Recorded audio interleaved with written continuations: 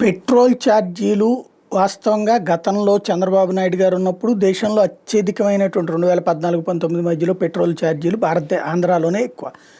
2019 తర్వాత దాన్ని బాదుడని చెప్పి వచ్చింది జగన్మోహన్ రెడ్డి, అదేం తగ్గించలేదు. పైగా ఇంకో ₹2 రోడ్డు సెస్ అనేసాడు, అది కొనసాగింది. ఆ తర్వాత మళ్ళీ ఇప్పుడు కూటమి ప్రభుత్వం అధికారంలోకి వచ్చిన ఇవాళ దేశంలో అత్యధిక పెట్రోల్ ధర ఎక్కడంటే ఆంధ్ర ఫస్ట్.